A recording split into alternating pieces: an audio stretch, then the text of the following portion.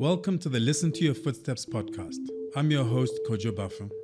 In this podcast, I speak to Africans from across a multitude of sectors, including business, art, culture, media, design, technology, advertising, and everything in between, delving into their journeys and reflecting on the lessons they have learned along the way.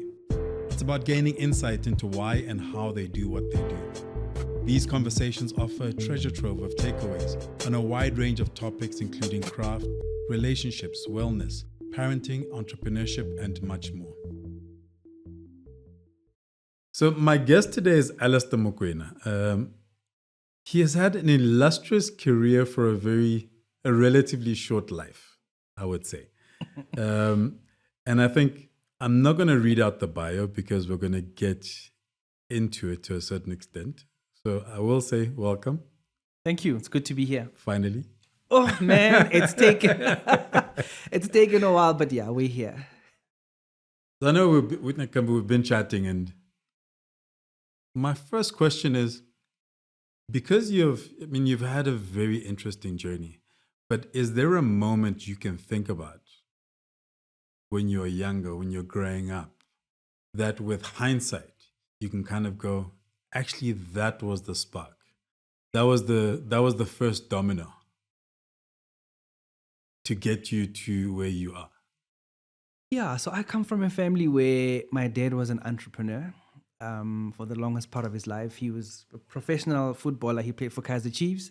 When that ended, he taught for a bit. He was a maths teacher, and then he went into entrepreneurship. So I grew up working in a family business. That was life. That was school holidays. You know, the idea of making money, selling things, managing people, managing resources, doing sales, distribution, marketing, all of that stuff.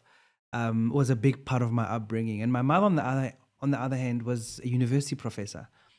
So she was always teaching, marking, writing, studying further and stuff. So I had these two experiences colliding. And then when I was thinking about university and what I was going to study, I sat my parents down and I said, I feel like I want to do a BCom because of the entrepreneurial drive that I have. But I also feel like I want to be a lawyer. And I know that at some point I might end up teaching all of this stuff because I like teaching, I like sharing knowledge. So I decided to do a BCom law because I wanted to bring these two worlds together. And then I finished my LLB after that. And I was like, okay, I've had great legal training. I've got a nice commercial degree. But actually, I don't just want to be a pure lawyer. I want to be a corporate lawyer. So maybe I should get into corporate and work my way up, instead of following a legal profession, get into marketing and then bring all these things together. So I guess when I was growing up, these two influences kept shaping and molding my thinking about what is possible. Were you the person that sat your parents down to say, this is what I want to do? Yeah. Because they'll ask you and you're like, well, I'm still thinking about it. I like all these things. So my older brother, who's 15 months older, we knew he was going to be a medic. He loved watching Doogie House on TV. He's the guy. He was very good with a slingshot. I always missed the birds. I missed the pigeons. So he would come home with a kill. He would dissect these things. I'm very squeamish. I don't like anything fairy. That's why I don't have pets. I have an older sister who's a doctor. I get it. My brother would catch a mouse or a rat, dissect it, and he'd be enthused. And I'd be like traumatized and squeamish at the sight of blood. So we knew that he was going to be a medic. And then my parents would ask me, so, and what about you? I remember my dad had a couple of lawyer friends who would come and visit and they'd sit and have a couple of drinks. And I just love their command of English and how they phrase things. And I started admiring lawyers. And I used to watch a lot of LA Law, and I thought Blair Underwood would, if there was ever a moment where I had a male crush in my life, it was Blair Underwood. I was like, wow, this guy is amazing. Yeah. And then I think it was Matric where I watched Pretty Woman. And, this incredible commercial lawyer flying around, living his best life. I was like, that's it. I love the randomness of your references. I promise you. It's like for your brother, Doogie Howser. Yeah. When it comes to medical shows, I know that Doogie Howser. He was the guy, He's right? really up there. Yeah. And he was young. And my brother was like, that's it. And he would read The Hobbit and all these things. That was him. He was like a Harry Potter kind of guy.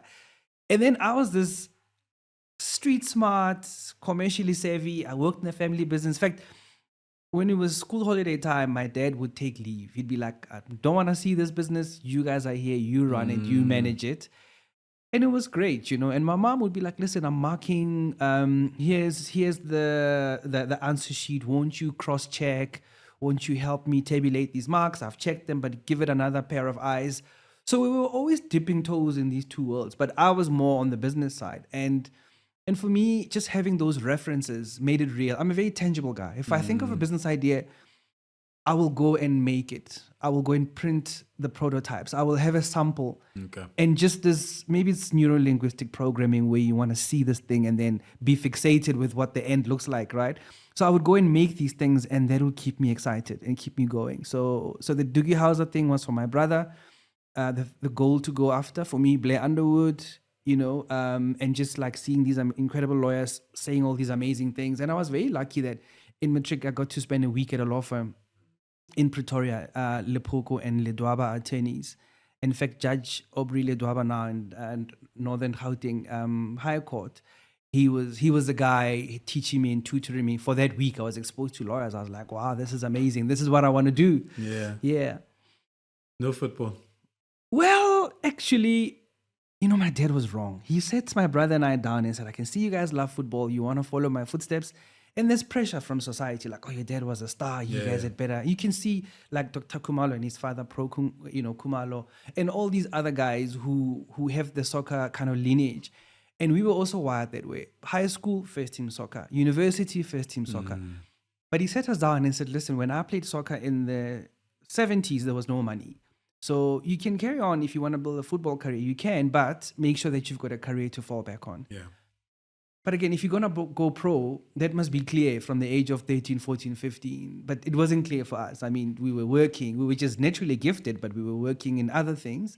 And when I finished varsity, the goal for me was get into corporate, get a job, work my way up. So that's kind of where the soccer thing fell off. But my son, who is 12, is a very good football player. In fact, we've just come back from a tour of PSV Eindhoven, where he was there for 10 days with his mates, knocking the ball around. So there's future there. That's my pension plan. We never know. What's the value in, I know there's a value because to a certain extent, I think the similarity of our backgrounds is growing up within family business. Yeah. And so I found it, so I went into my father's area and I worked before university and then during varsity. And so it was very interesting, particularly in third year, because I did a BCom as well. But in third year, where I was doing organizational management, I was doing marketing, I was doing some finance stuff. But literally every month or every other month, I'm going home and experimenting with, marketing pitching the stuff. And I have a shop in Maseru selling cosmetics and hair products and equipment. And we're being taught all these marketing principles. And I go home and it's just underground in Maseru and I'm trying things out. And I come back and I go, it sounds great here. It sounds great on paper. But this worked and this didn't work. Yeah. So in a weird way, now that I'm older, I look at my university, my time at university as a grounding for what my father taught me. So my degree was kind of in two parts. Without what my father taught me, the value in my eyes of the degree would have actually been less. Absolutely. And in fact, that's also what I keep reflecting on, that my first, people with an MBA will tell you, I have an MBA. So my first MBA was working in the family business, where you're exposed to the entirety of business operations, right? So managing people, managing resources, and creating a product and offering a service. And then when I eventually did my BCom and when I did my MBA, I promise you, it took me back to those moments where I was growing up, trying to build a business, and you realize that small business is a microcosm of society, and it's a blueprint for large enterprises. And I'm so grateful because like my brother, right? So you think I'm a workaholic or I do a lot of things. My older brother is a medical doctor. He's just finished a law degree. He's a property developer. He's a serial entrepreneur. I promise you, he does all these things. And then when people, hear about my life and my work ethic and my streak and all of that, they're like, geez, what family do you come from? Do you guys rest, right? And it goes back to our family upbringing. We are able to create something and experiment, and just like you, start businesses, close them down, learn lessons, and take it into the next thing. Also, having this multiple, exposure, or this wide aperture, just makes you a really interesting person, because you can literally immerse yourself into any industry as long as you know the basic principles, the questions to ask, like what does the business model look like? How do I make money in this space? How do I destroy value? And how do I grow this business? And how do I merge all these things together? So for me, my career has always been a journey and an evolution. I always say life is the next 5 minutes. Life is not 5 years from now. Life is now, right? And I don't postpone happiness. I don't look at life as some mirage in the distance. I say, what life do I want to live? Okay, how do I make it work today? How do I make it possible for me to live that life today? Because tomorrow's not guaranteed. I mean, people die young. My father died at 55. I'm 48, so who's to say how long my runway is, right? So we have to seize the moment. You say that, but what's always fascinated me about you is your steps feel very deliberate. I'm a planner. I'm an overthinker. Well, not even so. There's planning. There's overthinking. Like when people say somebody's an overthinker, it's put across as negative. Often, like there's a slightly negative connotation to it. For me, it feels deliberate. And what fascinates me is that deliberateness. Because, so you come from an entrepreneurial background, and then you end up in corporate, but a particular side of corporate. So you marketing manager, you end up with brands, ABSA, Unilever, SAB, etc. And then all of a sudden, and I know we've had this conversation before, all of a sudden it's like, oh, advertising. Yeah. Which feels, it feels like crossing the floor. Yeah. And kind of having watched, we'll get to kind of your later decisions, but kind of having watched that, it always felt like there was a clear reason why you're doing those things. Even though you're saying, you're not, it's about living, it's about being present, because yes, tomorrow is not guaranteed. Yeah. But you still plant very interesting seeds. And I'll tell you, you're absolutely right about sometimes some of these labels can be seen as being a negative. For me, self-mastery starts with self-awareness, knowing yourself, knowing thyself. And for me, I know that I like to think about things and think them through, and I see that as a strength, because I dissect, I look at pros and cons, I look at the whole picture. I want to have a vision board. But you do overextend yourself sometimes. Even your strengths can be your undoing. Yeah. So what I've learned to do is regulate my overthinking patterns. So it's important for me to have a plan. I need the detail. Some people are not like that. They'll wing it and they're fine. And maybe it's got to do with your risk threshold, right? So I know that I don't have a high risk threshold. So I need to manage the risk and the exposure through planning. And I need to be clear about what that goal is. I need to see that Blair Underwood image for me to get through BCom LLB at Rhodes.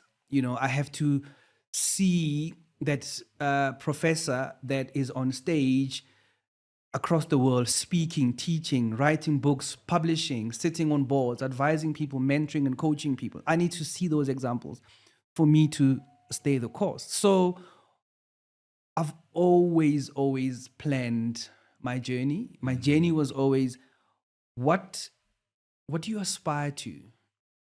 I know that I want to travel the world. I love traveling. I love meeting people. I love having experiences. I love knowing different things about different, subjects and topics. I love to share. I love to speak. I love to write. I love to express my thoughts. I love to build business, make money, help people. I really want to have a life of impact and influence. Okay, so what does that look like? What did you study? What are your interests? What are your passion points? How does this career evolve? Okay, I'm starting off as a branding person, as a marketing person, and I'm building brands. I'm understanding how businesses work. And in my value chain, in my ecosystem, I have suppliers and partners, i.e., advertising agencies, research houses, promotion agencies. I wonder what happens in those four walls. I wonder what an ad agency does and how they interpret our briefs. And actually, if the output of marketing is great communication campaigns that people see and feel and touch and, evoke emotions, then I want to master the art of creative and effective, creative and effective communication. So let me get into the agency space and understand what that looks like. But I'm also clear that whatever I do, wherever I operate, I want to operate at a senior level.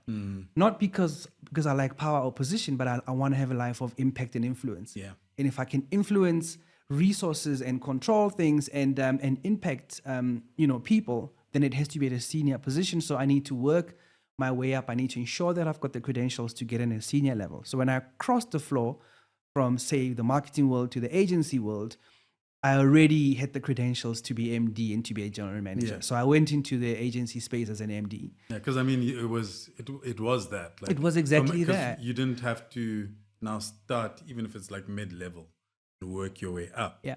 It was you're going to understand what it looks like from the other side.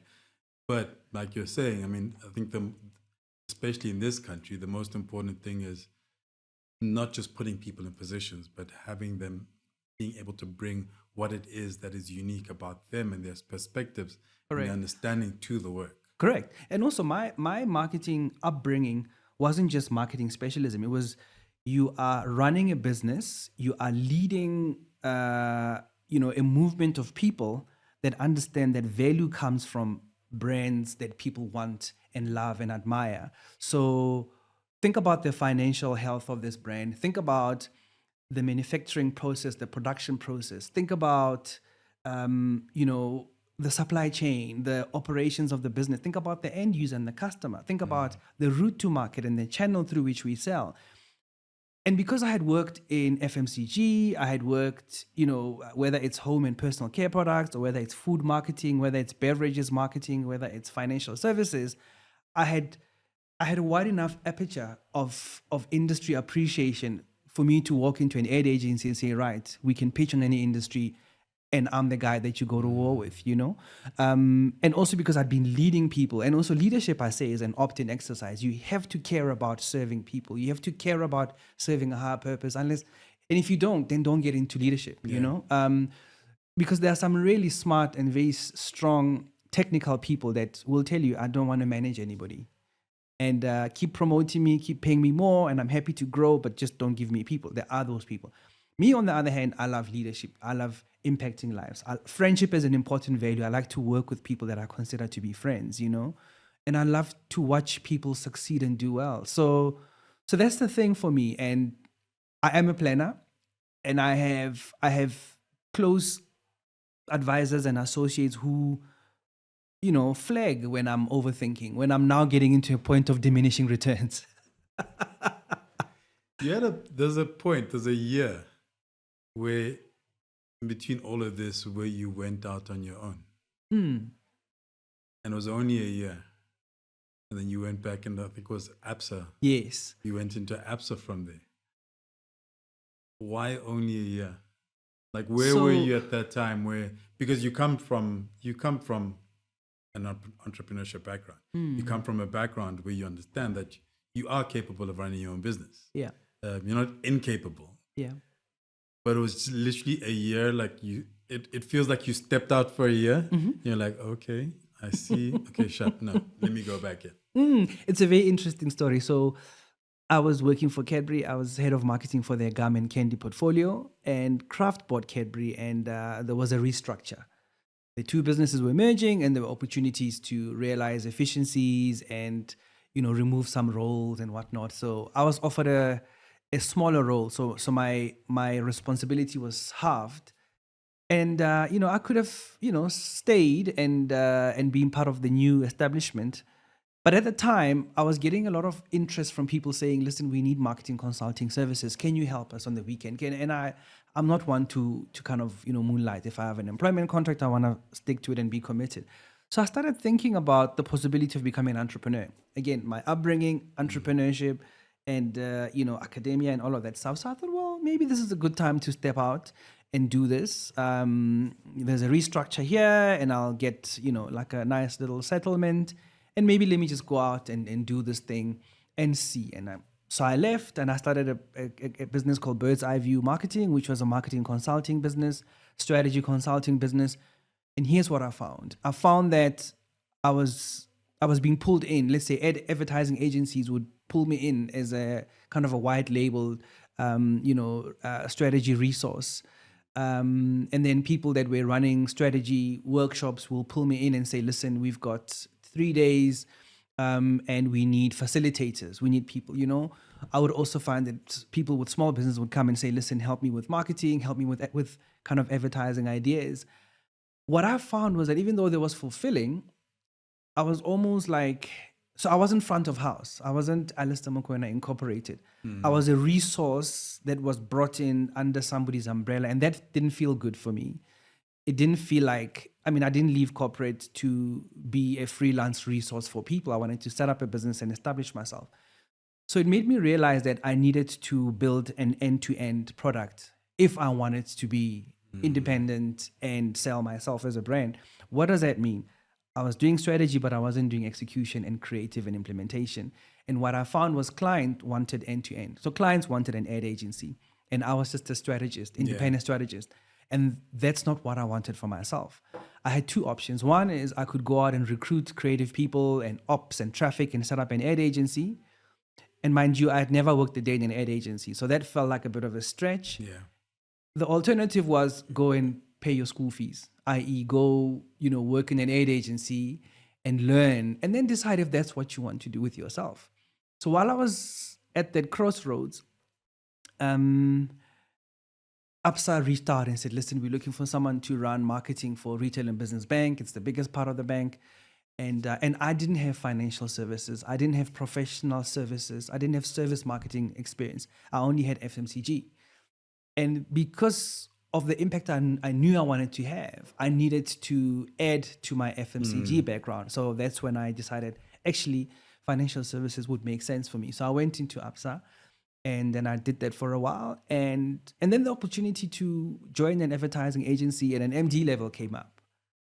Now you can see from the crossroads to actually, here's the right opportunity. Yeah. So I jumped into the opportunity, loved it, spent many years in advertising. And then advertising evolved and became digital marketing, digital media, digital advertising. Technology became a big part of what we're doing. Dealing with data became a big part of what we're doing. Crafting and creating custom experiences became a big part of it. So I decided to do, well, firstly, I did my MBA on the impact of storytelling on advertising effectiveness, because that's what we needed to crack as an ad agency. And then when the digitalization of marketing happened, I did a PhD. See, I'm an overthinker. I like to prep. I don't just wing it, right? I did a PhD on the impact of digital disruption on the advertising business model. Both those degrees scripted me for the roles. I would read an article at night and I would implement it the following day. And that's the secret to studying while you're working. Get immediate utility, get immediate value out of your studies. Don't just study because you think 5 years time I want to do X, Y, and Z. The juice, the fuel, the motivation you need to get through this journey of studying while raising a family, while working, will come from you seeing immediate impact and immediate benefit. Yeah. We had an interesting conversation once around advertising agencies in particular, because I come from, I'm known to come from the media, and I come from many things, but the media. Jack of all trades. Yeah. And we're having a conversation around how agencies miss out on, and to a certain extent, I guess, any corporate misses out on the value that the generalists like myself can bring to the space, because they only view the relationship in one particular way, which is you come in, you work for us, you get a job. Do you feel that's still a challenge? And what other thoughts do you have in terms of where the gaps are? Where the gaps are in terms of, because we're also in a very changing world. Yeah. We have millennials, we have Gen Z coming up who look at work and the world very, very differently. So providing a space or a launch pad for them to come into those spaces. Yeah, you're absolutely right. I think one of the biggest challenges that the advertising industry faces is that the agency business model is very cost sensitive.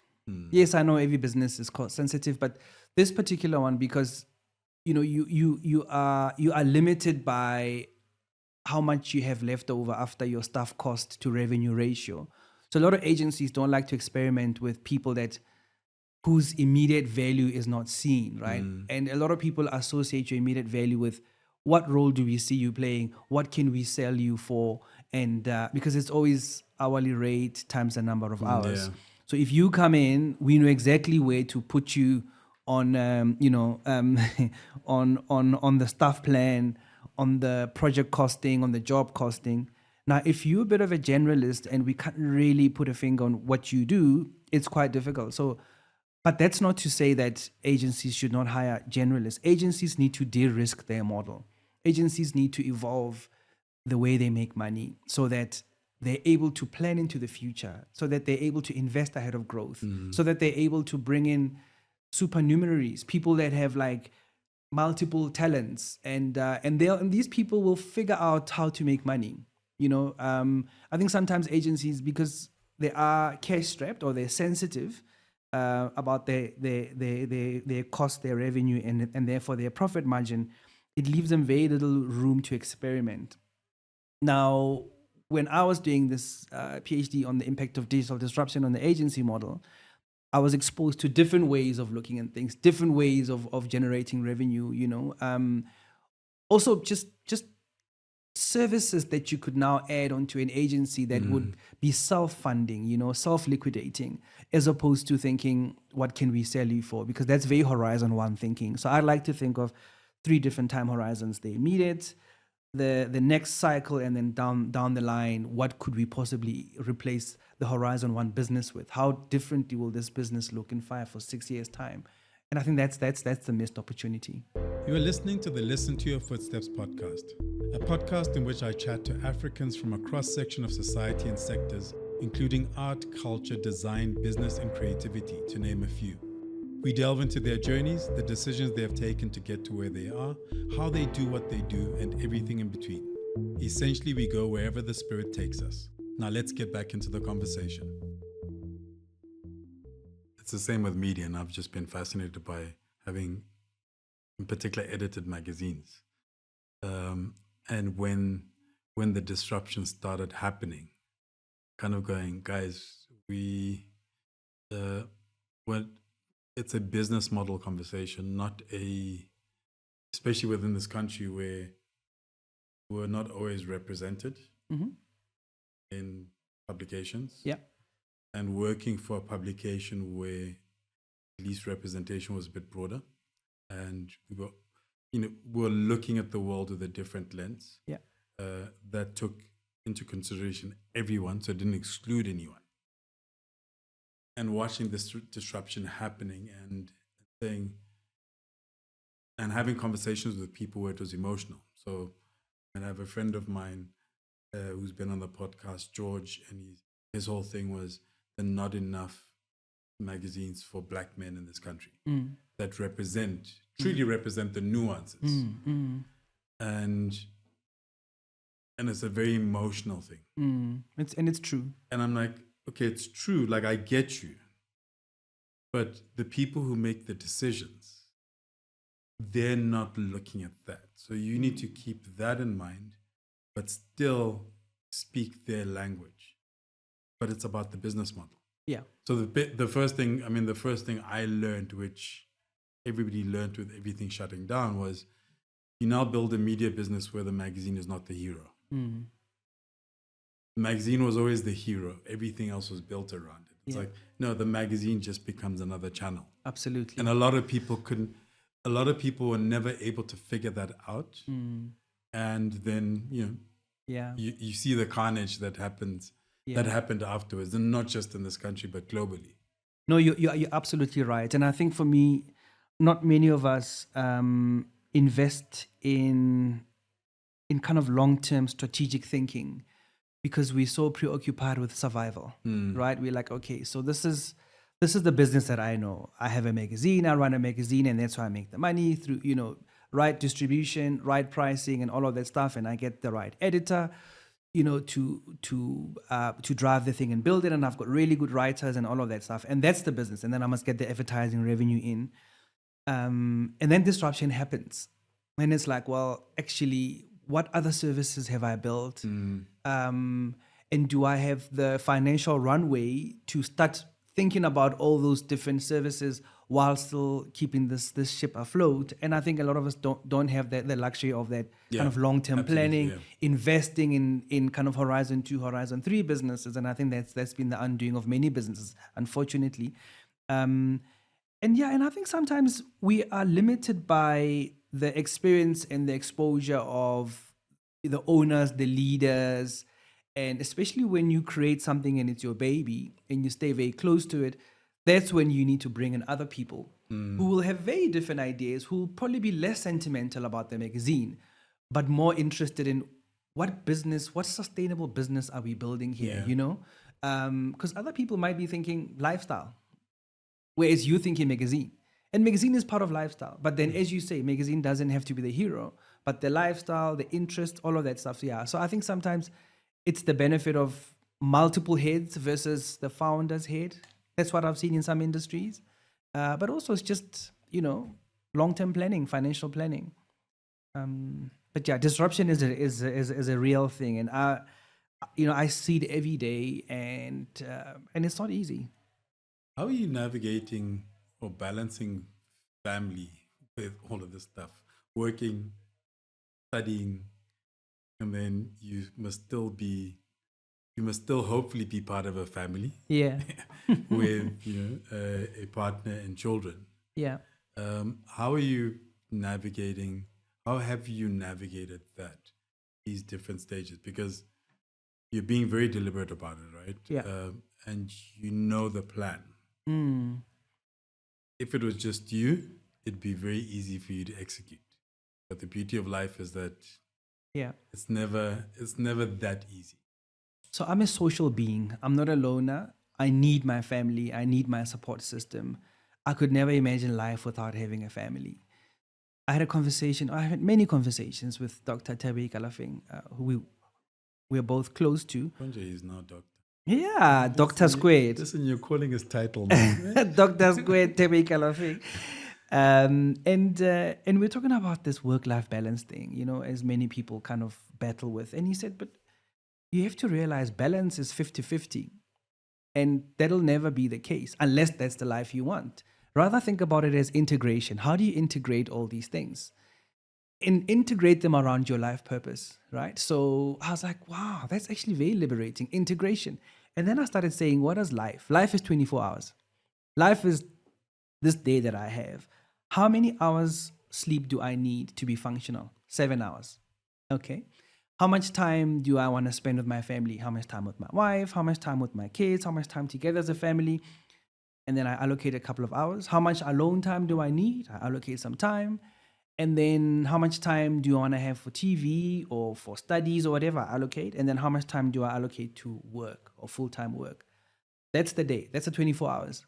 And that's always been my kind of yardstick in life. Start with sleep, work out how much social interaction I need, how much alone time, how much work. And in that, the tussle is always between, is it TV or is it studies or is it reading a book? Because that's me time. And even with my job, I involve my family. My kids know what I do. They're part of it. They influence it. When I wrote this book, Servings of Self-Mastery, they were all involved. We would share ideas. I would type at the dining room table. They'd come and stand next to me and say, oh, Daddy, what are you writing now? What are you writing about? And we'd have discussions and they would influence. My wife would do the same. They would influence the content. With my talks, with my public speaking, with all of that stuff, they are involved. When I prepare for lectures, I tell them what I'm doing. They know that I'm with you now, having this conversation. They're part of it. And just as I'm a part of their lives. And we speak about supporting each other. I have time for extramural, school drop off, pick up. I tell them about my day, what I'm planning to do, and they tell me about this. When we get together in the afternoon, how was your day? What did you do? And Daddy, how was your day? What did you do? When I do TV interviews, radio interviews, they know what I'm going to say, because they always say, but how do you remember all of that stuff? So I explain, okay, here's what I'm talking about now. We're talking about digital transformation to help people benefit from digital technology. So what we're speaking about today is the translation of languages so that more and more people can find their own languages on the internet. Oh yeah, that makes sense. Now they can go and tell their friends what I do, right? So I try and involve everybody, integrate it. And like now, I mean, I'm a couple of weeks away from finishing my second doctorate. They've been part of the journey. We've just come back from a holiday, and I had my laptop with me. My kids are 9 and 12. They are super independent, and even my wife is independent. I have hours in a day where I'm like by myself. Nobody's talking to me. Nobody needs me, and that's when I use that time to write a chapter, to read a few articles, to do this and that. Also because I'm very clear about my life purpose. I want to have an impactful life. I want to have a life of significance. I want to make a difference in people's lives. I can't pour from an empty cup. Yeah. So my life strategy is, how do I fill this cup in a way that it weaves, it's woven into my life. It weaves all the important parts of my life. It doesn't threaten anybody. And I'm very present. I'm very present. I'm a homebody. We've created a home, a space where you want to be at home. My favorite part is the patio. I've got a nice couch in the patio, looking at a beautiful garden. I do a lot of thinking and writing and entertaining in that space, and that's what I live for. Thinking time is important. Actually, somebody I talked to recently, Professor Kanyile, who's a director, and he was talking about his time for just thinking. And when he was talking about it, I realized, I mean, I'm probably more of a homebody, and I spend a lot of time alone. But I realized when I was talking to him that I still feel my time is still full. So, if I'm sitting outside, I'm reading, or I'm playing a game on my phone, or there's music playing, or I'm watching sport. I've been able to kind of wean myself off the distractions. So, I won't be on social media for 5 hours. Like, I've been able to wean myself off that. I've discovered that, like, watching a movie, watching a series, 9 times out of 10, I'll actually just read something. Yeah. There's very little out there that's compelling enough to draw me in. Also because I watch for pure entertainment. So I just want to see stuff blown up. Because it's the only moment where I'm not thinking, even though I'm doing stuff, I'm not doing something functional. Yeah. And when he was talking about it and you're mentioning it now, like, I think we forget the importance of just thinking time. Like just sitting there and letting thoughts randomly go through your head. It's such a gift to yourself. I always say to people, making time just to reflect, just to think, right?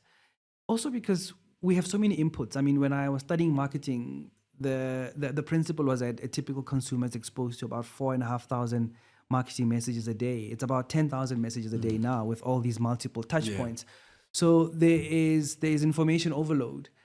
And because we're dealing with like big stuff, we're doing senior roles, we're advising people, we're running businesses. There's a lot that's been entrusted with us. You do need to switch off. You do need to have a no life and death couple of hours where it's just like, entertainment. And I'm just like you. I consume content for entertainment.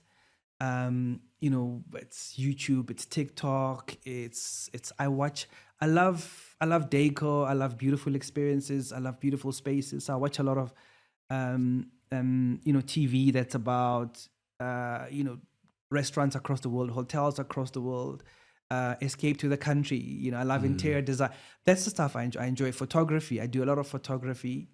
And that's how I relax, because sure, I mean, we we deal with a lot, right? Yeah. And especially when you're leading people, you are absorbing so many different energies, and you do need to reflect and uh, and and just like thaw and recharge. And I spend a lot of time in nature. I might not look like I've got green fingers, but but I've got figs growing, I've got oranges growing.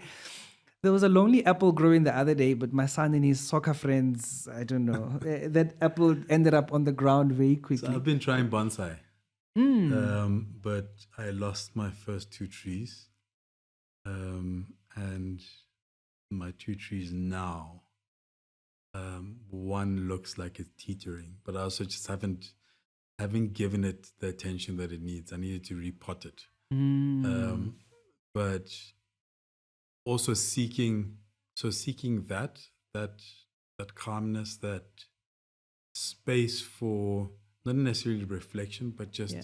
to do something. I have a list of potential hobbies. I'm also a big believer in, and I think I've said this before on the podcast, but we used to, when we were coming up, Yeah. and you wrote your CV, you always had hobbies. Hobbies was a line in CVs. I remember. An official CV going to a business where you're applying for a proper job, and you had hobbies in CVs. And we seem to have lost that, because everything has become about monetization. Like, if you show the ability to do anything, it's like, okay, have you thought about making it a business? And it's Yeah. like, there are things that we should be doing just for the sake of doing.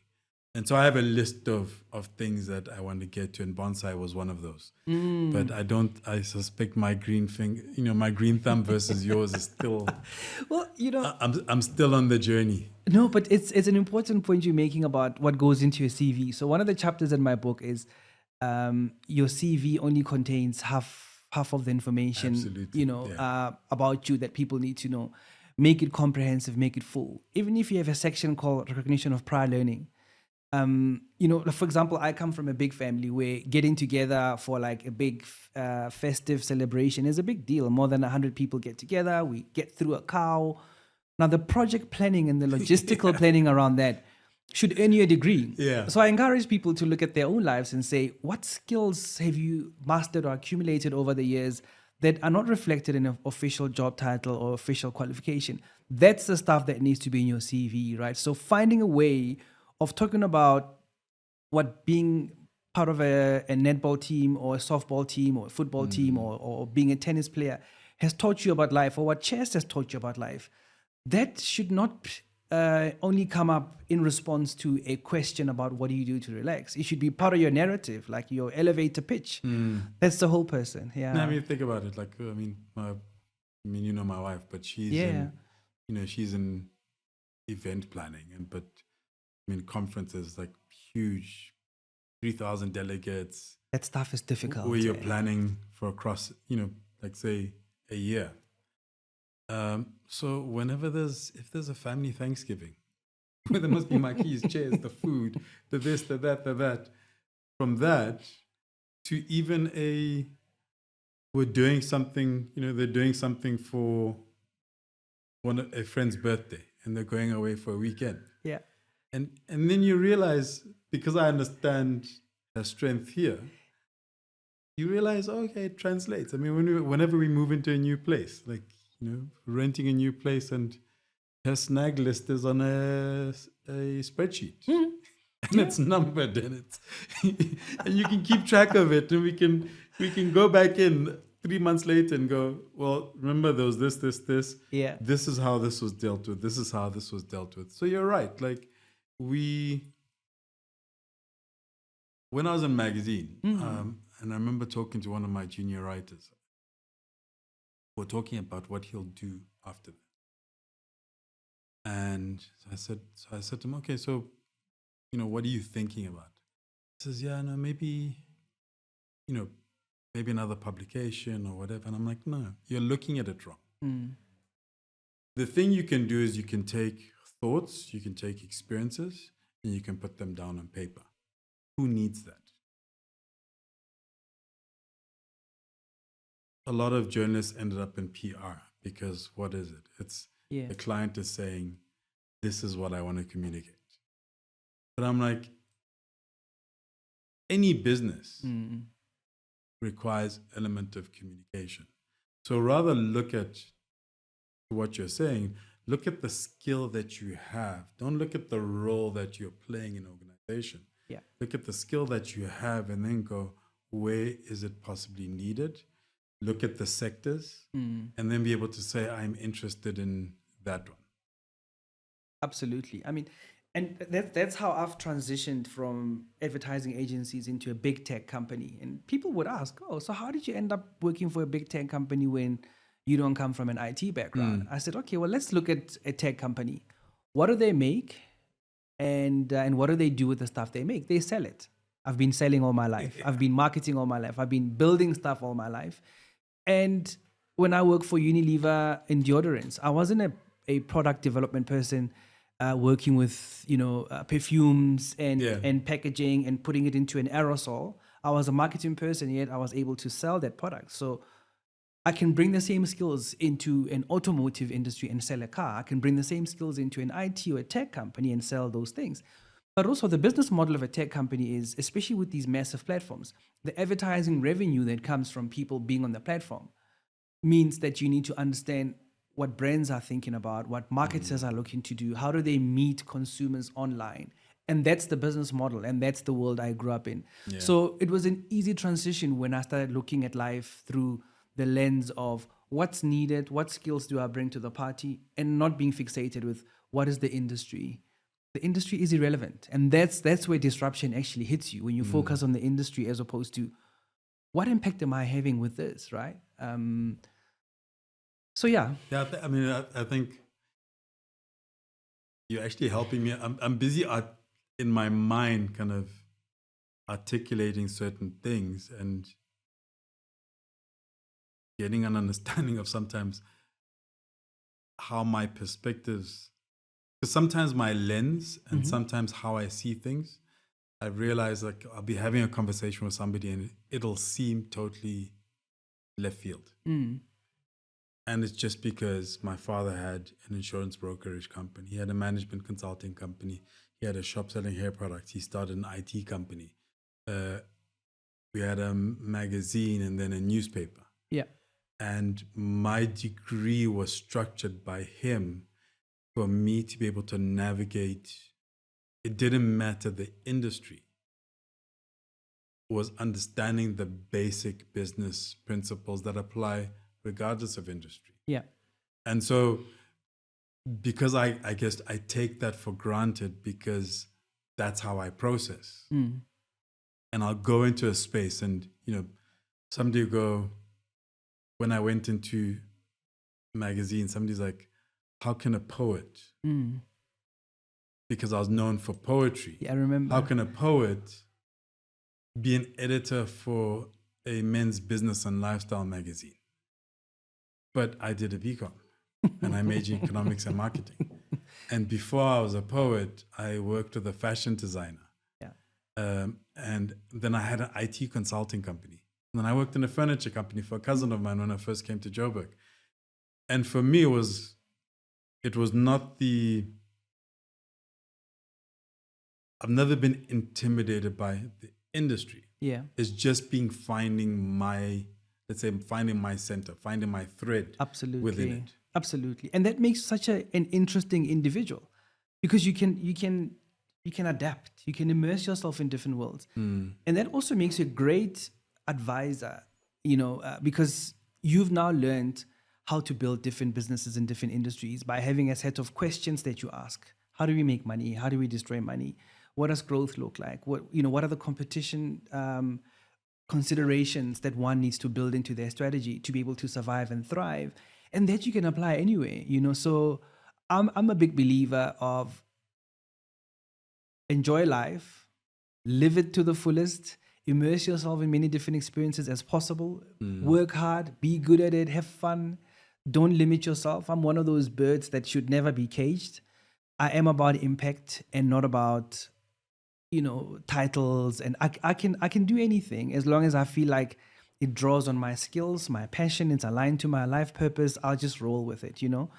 So when you look at my CV and my journey, you'll see a golden thread, you know. Yeah, absolutely. But it's quite a diverse journey, and I've enjoyed every single chapter of the journey, you know. Like, and now I'm in a stage in my life where I'm giving back, I'm teaching, I'm sharing, and that's based on the experiences I've gathered over the years. And I'm still, you know, one of the things that I'll always remember is my mother. My mother said to me at a very young age, "Remain teachable. We're never too old to learn. So just keep opening your ears, be a sponge, absorb, participate without judgment, reflect later. You know, you can arrive at a position where you're judging and making choices, but before that, just, you know, absorb." So I'm very similar to you. How did the photography happen? Because I know you have a love for photography, and you didn't I mention do. it. I do. I'm a visual animal. I love pictures. Also because I love traveling. I mean, I was in the bush this week, and just sitting there with a lens and with the animal, it's just an incredible thing. It just gives me joy to be able to. For me, it's an art form.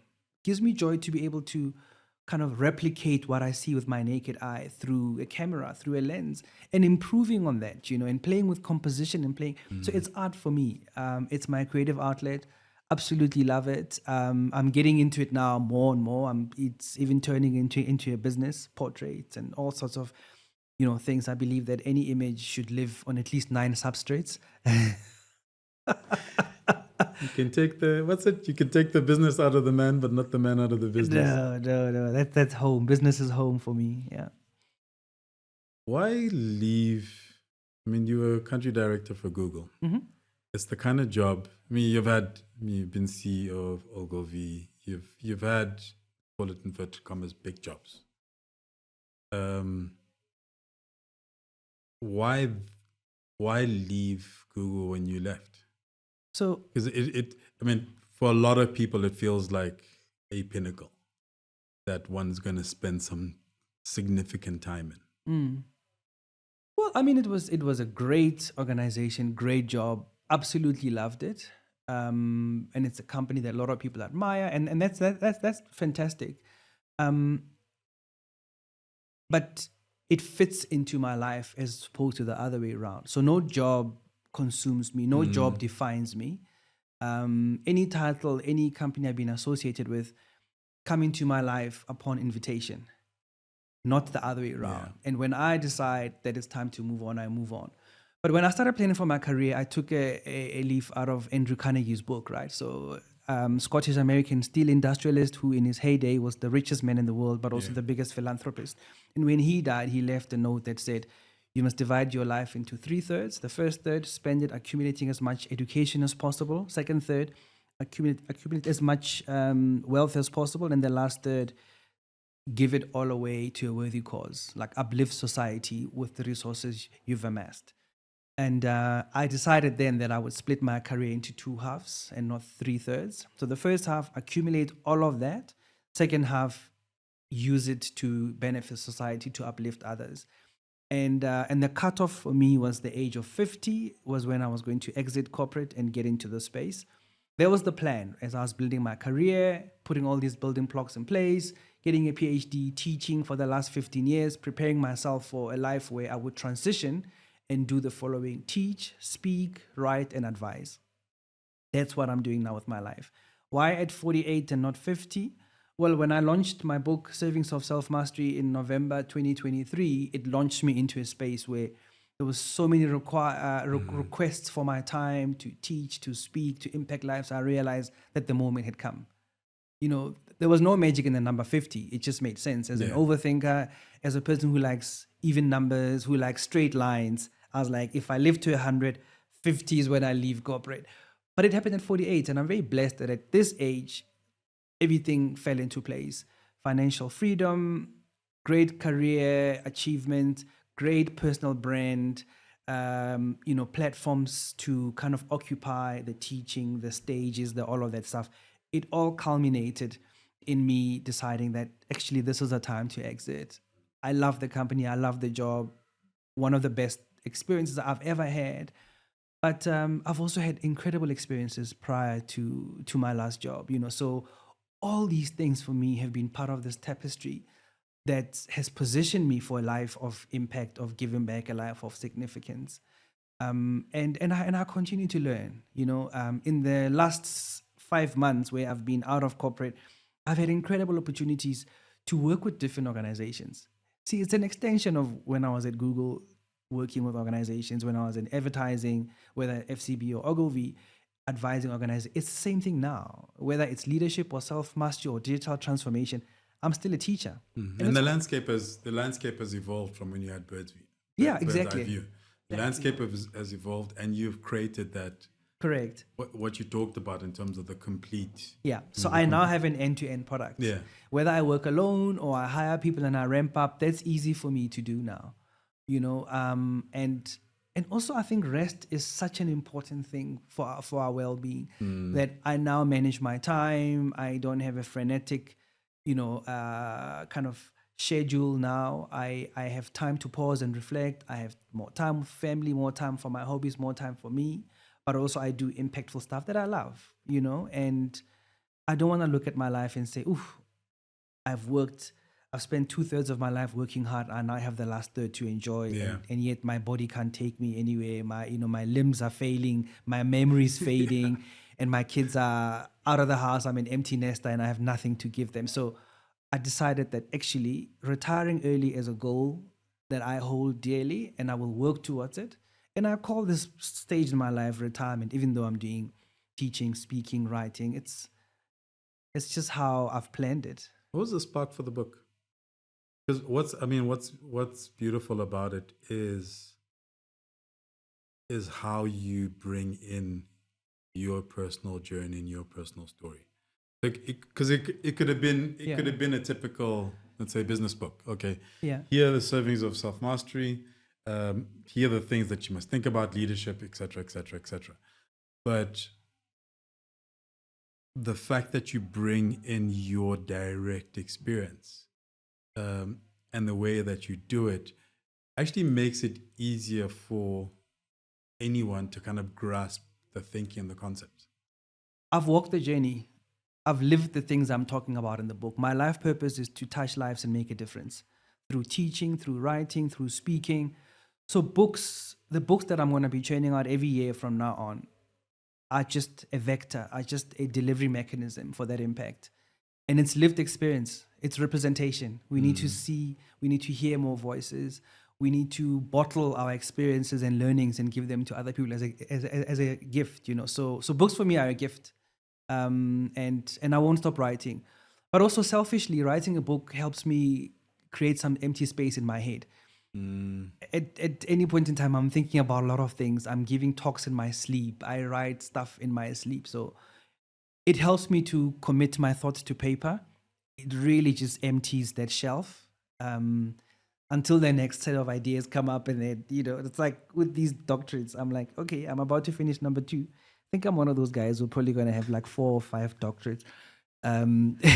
It's not because I'm starting to think maybe I should take a leaf out of your book, because I started writing because I was always encouraged to get stuff out of my head. Because, like you're saying, when you put stuff down, you're creating space. Yeah. And sometimes by articulating it on paper, you're at least giving it an element of coherence. Yeah. Because in your head, it's mixed up with a whole bunch of other stuff. But with that said, and that's what writing has been for me my whole life, and I journal nearly every day, which does that. I'm at a point where I recognize that there's a lot more I could be doing, but there's a blockage. There's like a block somewhere.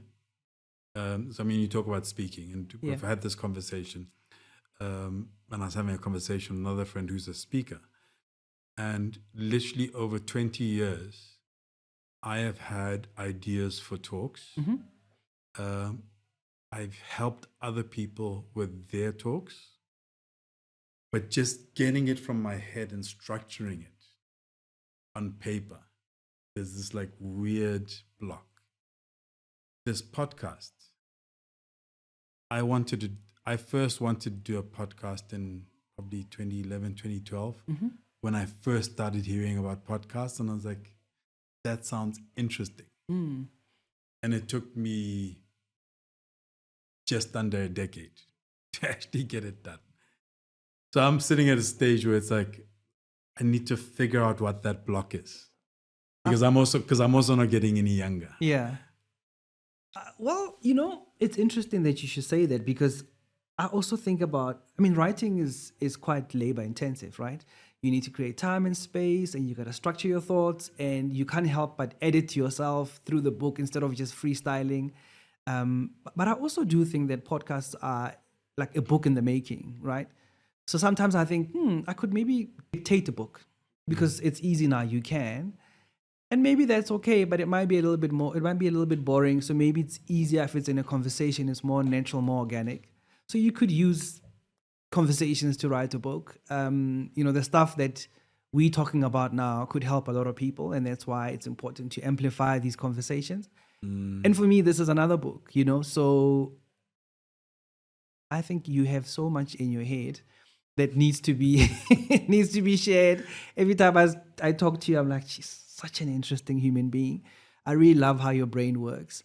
But yeah, I'm using technology now to just free up what's in my head. It's important for my mental wellness. Yeah. I can't have a dense head that's like full of stuff. I want to have good quality sleep, and I want to share stuff. And also, our kids deserve to hear our voices long after we've left this earth. I think about that sometimes. Like I think about that at least I am leaving. Like I'm leaving a record of the sound of my voice. Yeah. Like my father passed away yesterday, although this is going to be published later, but yeah, it's been 7 years since he passed. And one of the things the different things that you discover, there's grief, there's the void that people leave. Yeah. But it's also pictures stop at a time. Like every year you commemorate and maybe you look at the same pictures or you share a picture on social media. And then after a while, like, you do birthdays, you do, the day they passed, day of funeral, you do Christmas, you do whatever, whatever moments you have. And then you realize that the pictures are static. Like you're going to start recycling pictures as you go. And voice, the sound of somebody's voice. My mother passed when I was 1, so I do not know what her voice sounds like. I never have. So I do think about, at least, if anything, this podcast will do is give my children, my loved ones, my descendants, the sound of my voice and some of my thoughts, which I don't have from those who came before me. Absolutely. And that's the power of technology. And the millions of people around the world who will get to hear your voice, and people that can relate to your journey, who can find a solution in just some of the musings you share, right? So some of the experiences I've had in my life at the time didn't feel like there were seminal moments where I was learning incredible lessons. It was just life, right? Some of them were epic failures, but they felt like, well, it's the school fees one pays. But when you share those stories with people, they're like, oh my goodness, it's just, the whole thing around giving fish versus giving fishing rods.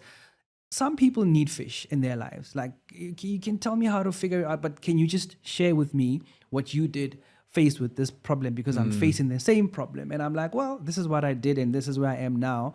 If you tried, you might get the same result or not. But all these moments in our lives are a great gift for somebody else. So that's why I've been wanting to have this conversation with you. I know it's taken a minute for us to get together, but this is great. This is capturing stuff that is going to live way beyond us. So yeah. I know you're busy with, servings is becoming an octopus. Yeah, a whole different thing. Also, you've talked about the being a planner, etc. But also you being more in the moment now. Like, you're even lighter. And not lighter in terms of a complexion, but lighter in terms of energy. Yeah. Right. What is kind of determining what makes sense as the next step for? I mean, this project was a book, but it's become more than that. Yeah. How are you deciding what's next? So this project, Servings of Self-Mastery, has been a leadership journey, has been a journey around how have I managed my life? How do I continue to manage my life? And how do I take myself into the future? So it's an evolution. And I keep learning, I keep adding to it, and I keep sharing. And that's going to continue. I'm going to be writing many, many more books to help people. There's also technical subject matter that people are interested in. So I'll write about marketing, I'll write about technology, I will, and many other things, and strategy formulation, because I've got the experience, I've got the lessons, and I want to share with other people. So the books will write themselves. I always say, all I need to do is just make myself available, show up for the moment. Because when the words are there, you're like, okay, I'm dropping everything. Where's my laptop? I'm typing now. So the books, I have no doubt, will always write themselves until I get to a point where there's nothing. So that'll happen. I've just been appointed an associate professor at Northwest University Business School. I'm delighted. I'm thrilled. I've been teaching part-time for the last 15 years. So we're just formalizing things, right? I've been supervising students, postgrad students for quite a few years now. I'll be doing that. The teaching I've been doing. So it's more of that. I've got an education fund at 3 universities where I help students, who are struggling with their financial obligations. So I've been blessed, and to whom much is given, much is expected. Luke 12 verse 48. So that's what I do there. And as I said to you, life for me is the next 24 hours. It's making the most of the moment. It's using what I have to impact lives. It's serving a higher purpose. And I know that I'm going in the right direction. And being a believer, I know that God is in charge. He's in control. And his plans for me are for me to prosper. So I don't have the burden, the anxiety, worrying about tomorrow. And I always say to, especially young people, the money will find you, but money without happiness, money without health, money without family, friends is meaningless. So I have time, I have friends, I have family, I have good health, I have great experiences. Money buys you experiences. And I focus on the experiences, everything else pales in comparison. Thank you, Ahmed. Thank you. Jeez, man, it's taken us a minute, yeah, but it's been wonderful to do this. And it's been great watching your journey. So I remember moments. So I remember conversations. So we've had a couple of conversations that have stuck with me, and I'm always grateful for that because it reinforces some of my things, but also forces me to think about some of my views and some of my perspectives. And even reading the book was the same. Like I don't agree with everything, and that's fine, right? Because we're each on our own journey. Yeah. But there's so much value in terms of, for me, consolidating certain thoughts or certain perspectives. Great. It's been epic. Thank you for listening to this conversation. Please leave a review and subscribe. Check out the show notes for links to the guest, the podcast, and myself. I hope you enjoyed listening to the conversation as much as I enjoyed having it.